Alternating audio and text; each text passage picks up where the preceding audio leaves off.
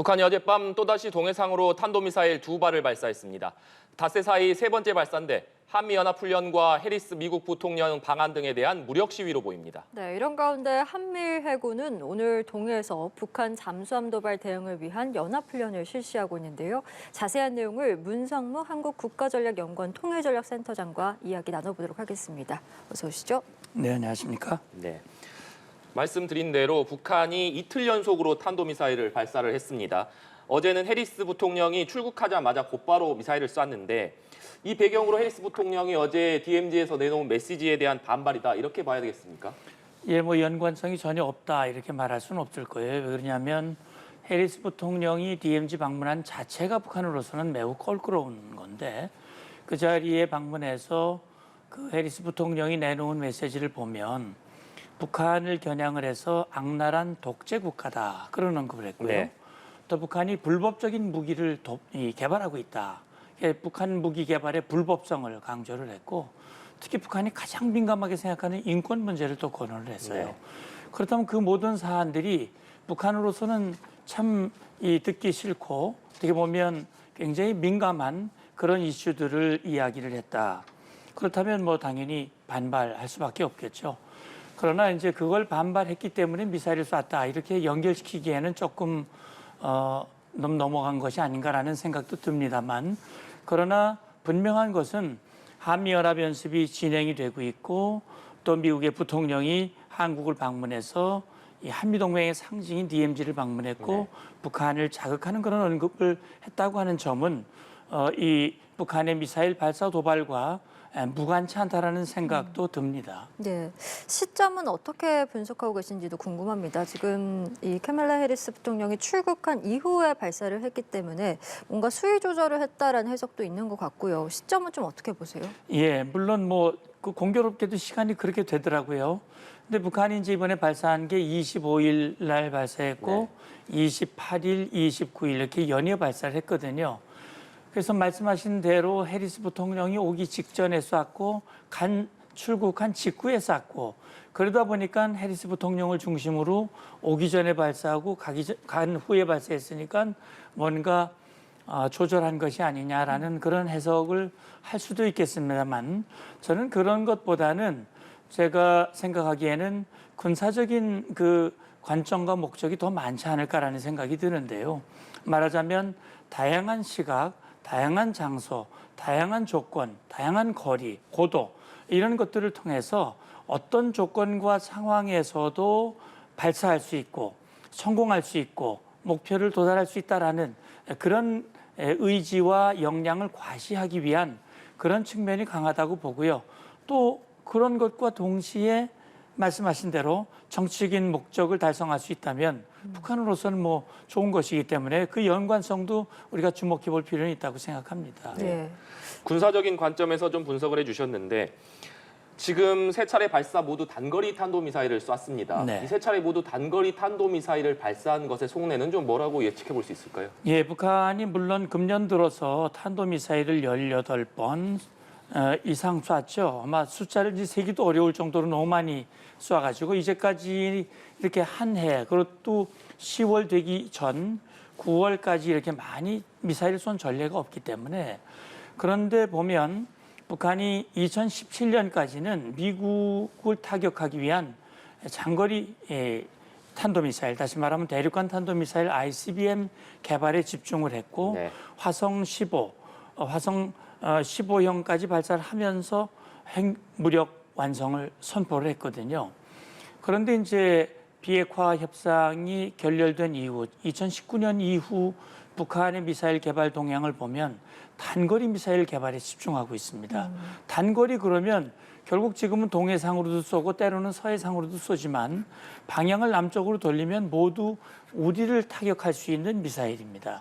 그러니까 우리 대한민국을 타격할 수 있는 다양한 미사일을 개발하는데 집중을 해오고 있습니다. 소위 말하는 신종 무기 4종 세트라고 하는 것도 바로 그런 거거든요.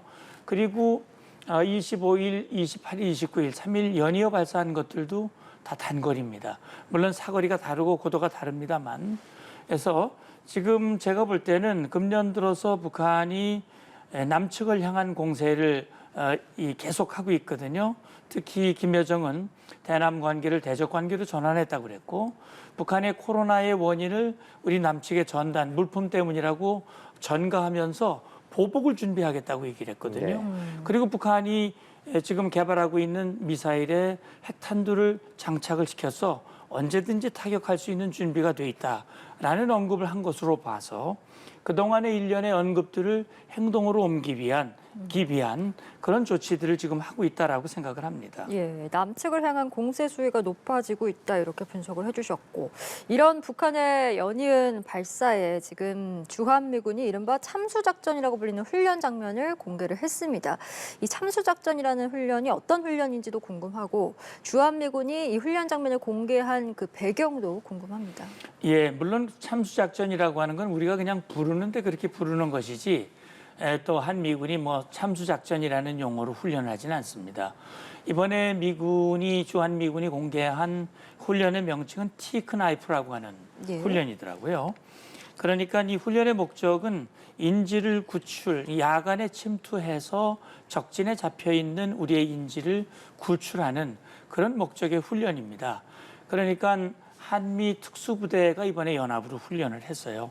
보통 공개 잘 안 하는데 이렇게 공개를 한 것은 특히 김정은 위원장이 지난 최고인민회의에 나서서 시정연설을 했고 공식적으로 미국을 향해서 또 우리를 향해서 핵무력 법제화를 선언하면서 협박을 했거든요.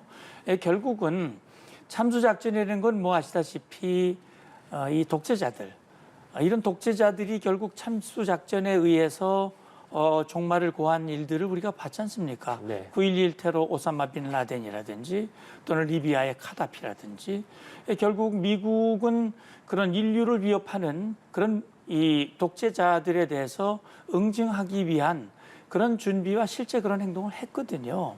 그런 걸로 보면 아마 김정은 위원장도 그런 걸 상당히 의식하지 않을까 하는 생각이 드는데 지금 북한이 일련의 위협을 가한다면 우리는 이런 준비도 하고 있다라고 하는 것을 좀 무언의 이 시사 그런 의도가 있지 않을까라는 생각도 해봅니다. 네. 방금 말씀을 해주셨지만 북한이 지난달에 핵무력 법제화를 발표를 하면서 이 김정은 위원장의 신변의 위협이 있을 때도 이 핵무기를 사용할 수 있도록 규정을 했습니다. 이걸 놓고 한미의 참수작전에 대한 어떤 공포심을 그대로 드러낸 것이다. 이런 해석들이 많이 나왔었는데 실제로 좀 어떻게 보고 계십니까? 예, 아마 지금 북한 김정은 같은 경우는 정말 독재자로서 가장 본인의 신변 위협이 두려울 거예요.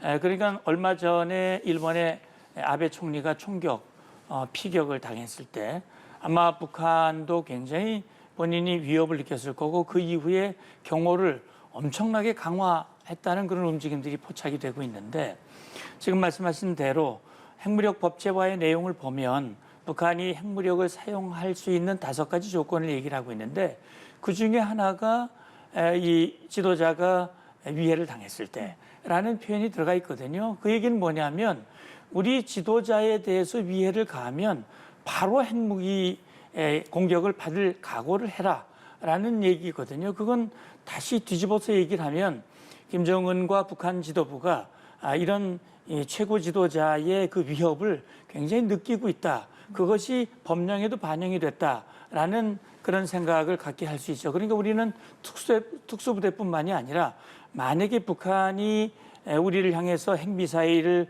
사용을 한다면 북한이 감내할 수 없는 그런 조치를 취하겠다. 최근 김승겸 합참의장도 북한 정권이 존재하기 어려운 시나리오가 될 수 있다라는 얘기를 한 것은 우리가 가지고 있는 여러 가지 무기 체계 중에는 북한 지하 깊이 있는 지도부도 타격할 수 있는 그런 역량을 가지고 있기 때문에 아마 북한이 이런 법제화는 그걸 의식한 그런 조치의 일환이라 이렇게 볼 수도 있습니다. 예, 그제 국정원이 북한의 이 7차 핵실험 시기를 또 언급한 것처럼 현실 가능성이 높다라는 분석들이 이어지고 있는데 국정원의 예상 시기보다 지금 북한의 연이은 도발을 봤을 때 좀 더 빠르게 핵실험이 이뤄질 가능성도 있다라고 보십니까? 예, 이제 핵실험이라고 하는 거는 북한의 어떤 물리적 필요, 그다음에 정치적 필요 이 2가지가 맞아 떨어질 때 이제 하게 될 거예요. 물리적 필요를 본다면 김정은 위원장이 작년 1월 8차 당대회를 통해서 전술핵 무기 개발을 공언을 했고 5가지의 국방력 그 추진 과제에도 보면 다 탄두 핵무기의 개발, 그다음에 고위력 핵무기를 얘기를 하고 있기 때문에 물론 6차례 핵실험을 통해서 어느 정도의 필요를 채웠지만 지금 풍계리 핵실험장을 복구가 완료됐다는 평가가 나오고 있는 것으로 봤을 때는 이런 일련의 움직임은 추가 핵실험이 물리적으로 필요하다라는 것을 반증해주고 있는 거거든요. 물리적 필요가 분명히 있습니다. 그렇다면 핵실험의 정치적 필요와 정치적으로 받을 수 있는 그런 불이익을 최소화시켜야 되거든요. 그런 걸로 보면 지금 국정원이 발표한 그 시점은 중국의 20차 전당대회 시진핑 3년임이 10월 중순에 있게 되고 11월에는 미국의 중요한 정치 일정, 중간 선거가 있기 때문에 결국은 그 사이에 함으로써 위해는 피하고 정치적 이익은 극대화시킬 수 있는 그런 어떤 시점을 지금 국정원이 얘기를 한 것이고요. 예. 말씀하신 대로 실이 당겨질 수 있다면 김정은 위원장이 이 시점이 가장 적합하겠다라고 판단이 된다면 그렇다면 그 시점이 10월 쪽으로 가까이 당겨질 가능성도 배제할 수 없다고 봅니다. 예. 네. 한미일 3국은 오늘 북한의 잠수함 위협에 대응하기 위해서 연합훈련을 하고 있습니다. 이번 훈련이 좀 어떤 훈련인지부터 소개를 해주신다면요. 예, 이제 말 그대로 북한의 잠수함 위협에 대응하기 위한 한미일 해군이 연합으로 훈련을 하는 것입니다. 이 훈련은 이미 5년 전 제주도 인근 해상에서 한 번 실시된 일이 있고요. 그 이후에 한일 관계가 나빠지고 여러 가지 북한 핵 문제를 외교적으로 해결하기 위한 과정에서 훈련이 이루어지질 않았죠.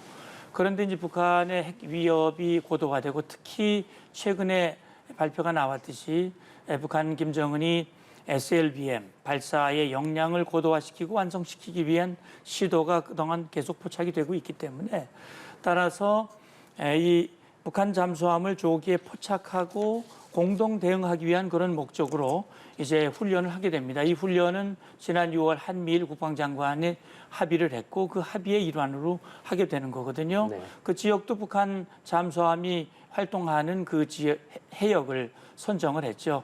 그래서 이번에는 미국의 핵 추진 잠수함을 북한 잠수함으로 특정하고 이것을 이제 조기에 포착하고 한일 간에 또는 한미일 간의 정보를 공유하고 공동 대응하기 하는 그런 훈련이라고 보시면 됩니다. 예. 그런데 한국과 일본이 밝힌 이 훈련 목적이 조금 다른 것 같기도 합니다. 한국은 북한 잠수함 위협에 대응하기 위한 것이다 이렇게 밝혔는데 일본은 또 자유롭게 개방된 인도태평양의 구현을 제시를 했거든요. 이건 어떻게 해석을 해야 되겠습니까? 예. 이제 한국과 일본의 어떤 전략적 목표와 이익 또 환경의 차이에서 온다고 볼 수 있습니다. 우리는 북한 위협이 제1번이죠.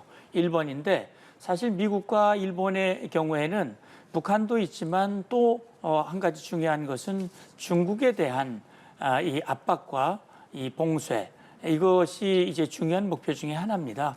그렇기 때문에 이 잠수함 역량은 북한이뿐만 아니라 뭐 중국이 가진 잠수함 역량은 훨씬 월등하죠. 예. 그렇기 때문에 지금 미국과 일본의 경우에는 북한뿐 아니라 특히 자유롭고 이 평화로운 인도태평양의 개방된 인도태평양 이것은 지금 미국의 인도태평양 전략 또 미국과 일본과 호주와 인도가 함께하는 이 함께하는 그 여러 가지 협력 안보 협력의 목적도 바로 이거거든요. 예. 그렇기 때문에 서로 다른 우리는 북한을 겨냥한 이 일본은 인도태평양을 겨냥한 그런 목적을 좀 달리 표현한 것이 아닌가 생각이 듭니다. 네.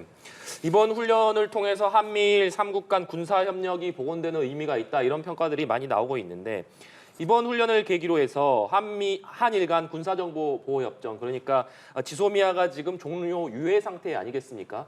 이것의 정상화 여부가 조만간 논의될 수 있을 것에 대한 관심도 좀 있는데 어떻게 보고 계십니까? 예, 아마도 지금 지소미아 한일 지소미아는 2016년에 체결이 됐죠. 북한의 핵미사일 위협이 고도화되면서 한국과 일본의 필요 또 미국으로서는 한국과 일본과 동맹을 맺고 있지만 한일 관계가 불편하기 때문에 한미일 어떤 연합의 시너지 효과가 나지 않거든요. 네. 지금 이제 결국 한국은요, 이제 북한 미사일에 공동 대응을 하기 위해서 한국의 미사일 역량은 북한이 미사일 발사하는 건 조기에 포착을 할 수가 있습니다. 근데 일본은 어려워요. 이 지구가 공면이기 때문에. 그리고 우리 한국은 미사일이 떨어지는 곳은 우리가 포착하기 어려워. 일본은 굉장히 유리하죠. 예. 그래서 한국과 일본이 서로 필요가 있기 때문에 그런 정보를 공유하고 북한 미사일에 공동으로 대처하자라는 그런 목적으로 미국의 중재하에 지소미아를 맺은 거거든요. 한일 관계가 불편해지면서 지금 말씀하신 대로 종료 이후에 사실 기능이 제대로 발휘되지 못하고 있는데 아마 한미일 국방장관이 안보 협력을 강화하기로 했고 그 일환으로 대잠 공동훈련을 하고 있기 때문에 정보 공유의 필요성이 그 어느 때보다 중요하다고 생각합니다. 우리의 정보력과 일본이 가진 정보력, 우리는 인적 정보가 유리하고 일본은 기술 정보가 유리하기 때문에 이런 것들이 합쳐지면 시너지 효과가 있고 안보 협력의 효과가 크고 억제력이 있기 때문에 아마도 이 부분은 좀 발전할 수 있는 여지가 있다고 봅니다. 예, 알겠습니다. 저희 오늘 말씀은 여기까지 듣도록 하겠습니다. 문성무 한국국가전략연구원 통일전략센터장과 이야기 나눠봤습니다. 오늘 말씀 고맙습니다. 감사합니다.